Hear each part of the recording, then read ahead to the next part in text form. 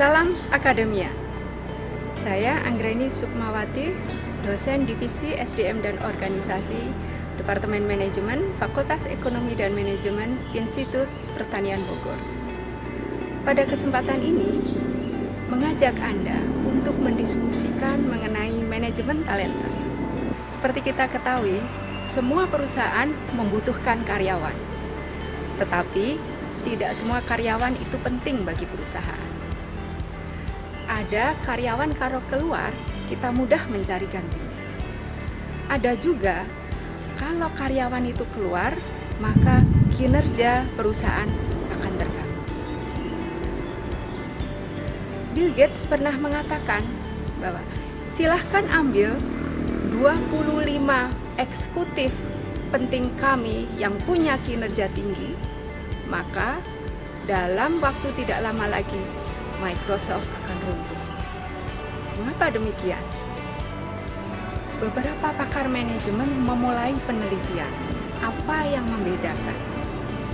Kemudian menemukan bahwa ada individu-individu yang memiliki kinerja tinggi karena dia memiliki kompetensi tinggi dan motivasi tinggi.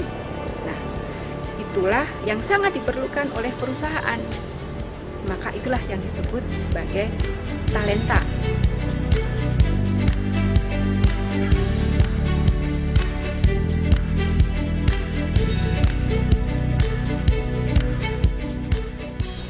Apa yang dimaksud dengan talenta dalam pengertian ini? Talenta adalah individu yang memiliki kompetensi dan atribusi yang memenuhi kebutuhan pekerjaan hari ini. Di samping itu, dia memiliki kapabilitas untuk berkontribusi bagi keberhasilan masa depan perusahaan. Orang ini akan memiliki kinerja tinggi dan memiliki motivasi tinggi. Jadi, manajemen talenta adalah bagaimana perusahaan mengelola karyawan-karyawan dengan kompetensi unggul ini untuk kebutuhan sekarang dan kebutuhan masa depan perusahaan.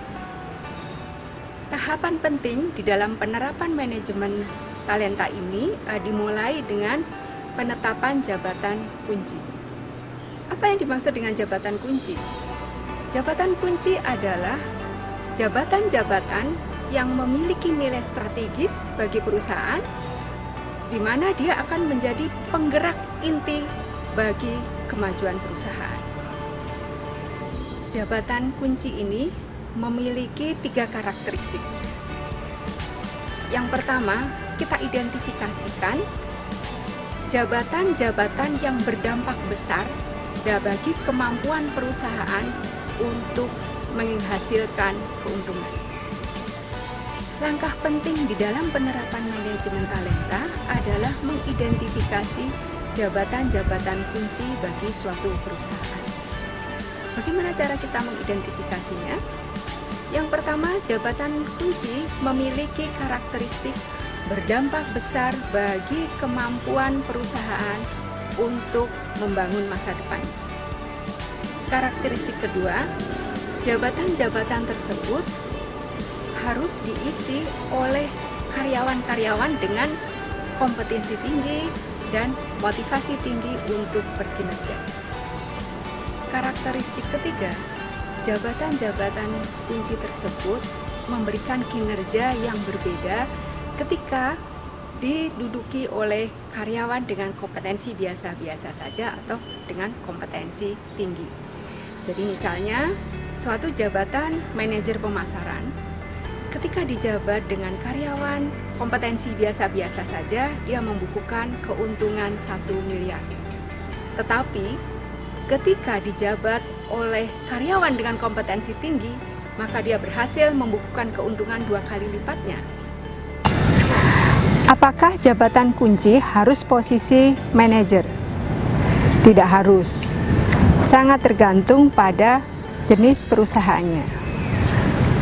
Bagi restoran, juru masak adalah jabatan kunci. Bagi perusahaan farmasi, peneliti pada produk baru adalah jabatan kunci. Bagi perusahaan retail misalnya, apa ya jabatan kuncinya? Akuntan salah satunya.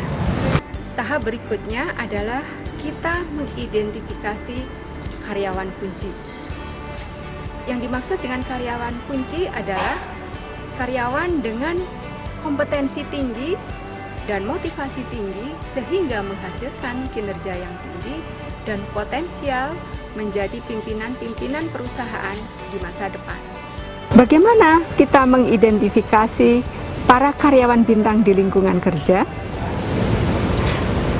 Ada 8 pertanyaan yang bisa membantu kita mengidentifikasi para bintang ini.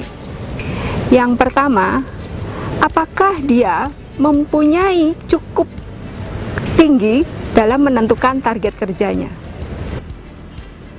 Yang kedua, apakah dia mau berkembang bersama perusahaan? Yang ketiga adalah, adakah orang lain memerlukan bantuannya? Jawaban-jawaban adalah indikasi positif. Kalau banyak orang memerlukan nasihatnya, bantuannya, atau jawaban terhadap solusi, maka dialah orangnya. Pertanyaan keempat, adakah dia mampu mendelegasikan tugas dan wewenang? Coba Anda perhatikan, adakah di antara karyawan-karyawan muda itu yang mampu memberikan pengarahan kepada orang lain untuk menyelesaikan pekerjaan secara efektif? Kalau ada, dialah para karyawan bintang yang memiliki kemampuan manajerial yang layak menjadi bintang. Karena dia akan mencari pekerjaan-pekerjaan yang lebih berat dan lebih menantang untuk dia selesaikan secara efektif. Pertanyaan kelima, bagaimana dia mengambil keputusan? Coba Anda beri perhatian pada orang-orang yang berhasil berubah pikiran secara cepat dan meyakinkan. Para bintang akan bisa segera mengambil keputusan setelah semua fakta yang diperlukan tersedia. Keenam, bagaimana dia menyelesaikan masalah? Para bintang tidak akan datang ke bosnya dan kemudian mengatakan, kita ada masalah, dan minta petunjuk untuk mencari solusinya. Dia akan dengan segera mencari solusinya sendiri dan mencoba memahami semua masalah yang dihadapi, dan dia akan melapor jika masalahnya sudah selesai dan menceritakan bagaimana dia bisa mengatasi masalah tersebut. Pertanyaan ketujuh, secepat apa dia bisa menyelesaikan pekerjaannya? Para bintang ini biasanya bisa menyelesaikan pekerjaan lebih cepat dan lebih besar dari yang diinstruksikan atasannya. Dia akan berusaha memberikan pekerjaan rumah bagi dirinya sendiri. Dan dia akan menetapkan standar yang tinggi bagi hasil pekerjaan dia sendiri. Maka dia akan berusaha menggali lebih dalam daripada sekedar mengetahui kulit-kulitnya saja. Pertanyaan terakhir, bagaimana dia bertanggung jawab? Anda tentunya akan terbang tanpa sayap kalau memimpin tanpa rasa tanggung jawab. Maka dapat disimpulkan, manajemen talenta adalah bagaimana kita memadukan karyawan kunci dan jabatan-jabatan kunci tersebut agar perusahaan bisa berkinerja tinggi hari ini dan masa depan. Karyawan-karyawan bertalenta adalah aset yang sangat berharga bagi perusahaan. Mereka adalah sayap-sayap kekuatan, keseimbangan, dan arah untuk melesatkan perusahaan ke masa depan. Demikian dari saya, salam akademia.